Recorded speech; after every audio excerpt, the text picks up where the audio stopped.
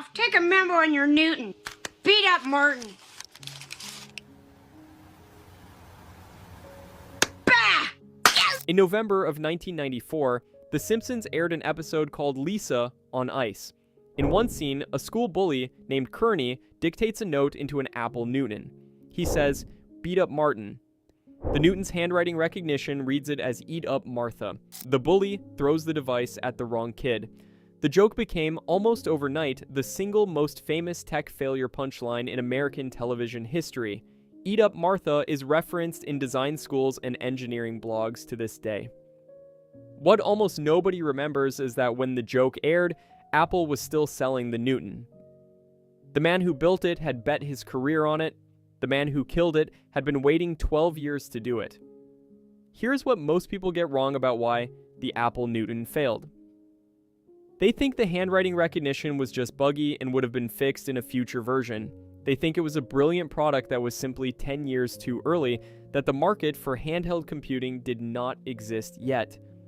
Or they think Steve Jobs killed it on a whim when he came back to Apple just to clean house. All three things are partly true. None of them is the actual story.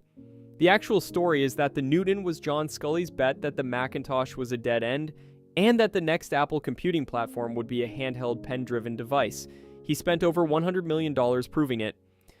The bet failed catastrophically, helped push Apple within 90 days of bankruptcy by 1996, and was personally executed by the man Sculley had ousted from Apple 10 years earlier, Steve Jobs, in February 1998, just 5 months after Jobs returned to the company. This is not a story about a product, it is a story about a 12-year corporate revenge that defined what Apple became. To understand any of it, you have to go back to 1983. That year, Steve Jobs personally recruited John Sculley from Pepsi to become Apple's CEO, using the now famous line, "Do you want to sell sugar water for the rest of your life, or do you want to change the world?" Sculley took the job. 2 years later, in 1985, Sculley pushed Jobs out of Apple in a board-level power struggle. Jobs left and founded Next. Apple, under Sculley, was now Sculley's company to define. In 1987, with Jobs gone, an Apple engineer named Steve Seikoman quietly began a skunkworks project to build a handheld computer with handwriting recognition. He partnered with AT&T to develop a low-power processor called Hobbit. The project ran in the background of the company for 4 years.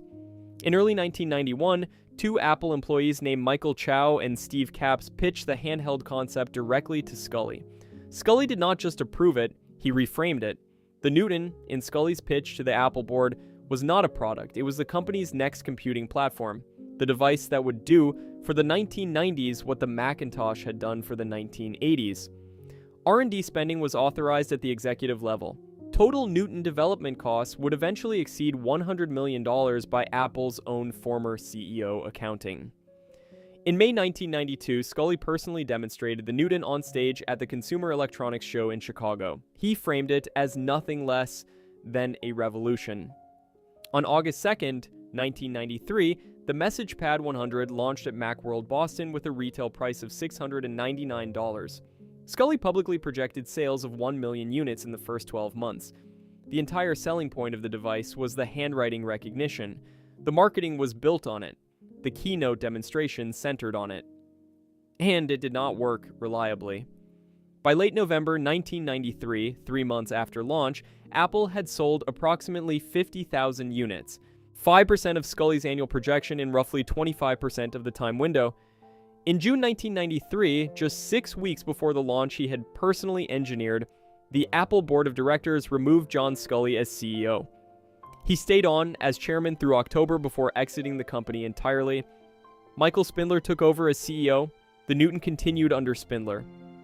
1 year later, in November 1994, The Simpsons aired Lisa on Ice with the "Eat Up Martha" gag. The joke ran in syndication for the rest of the decade. Every American kid watching that episode learned that the Apple Newton was a thing that did not work.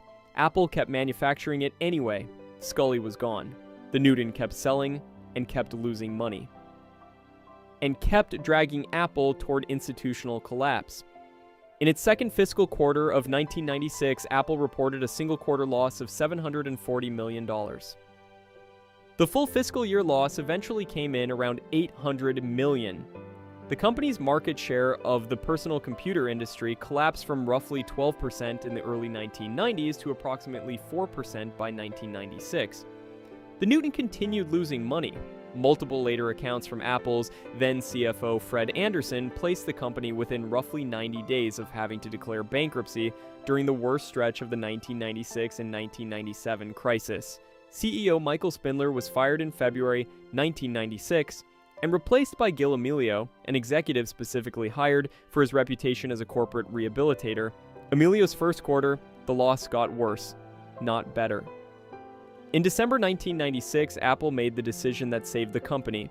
The board, looking for a modern operating system to replace the aging Mac OS, was deciding between buying B Incorporated, which owned BOS, and buying Next, which Steve Jobs had founded after Sculley ousted him. B Incorporated's founder was asking $300 to $400 million. Next was acquired for approximately $429 million. Apple chose Jobs' company. Steve Jobs returned to Apple. By September 1997, he had become interim CEO. The Newton division was given its first execution notice almost immediately. The Newton Incorporated spin-off was canceled on September 4, 1997, days into Jobs' return. The official discontinuation of the Newton message pad followed on February 27, 1998. Total runtime of the Newton message pad from launch to death, 4 years and 6 months. Total lifetime unit sales across that entire window, per widely cited industry estimates, between 150,000 and 300,000 units. Sculley had projected a single million in year one. Jobs' publicly stated reasons were managerial. The Newton was losing money. The execution was weak. He hated the stylus because it prevented use of the fingers, which he believed was the only natural interface for handheld computing. All of those reasons are documented, and they are real.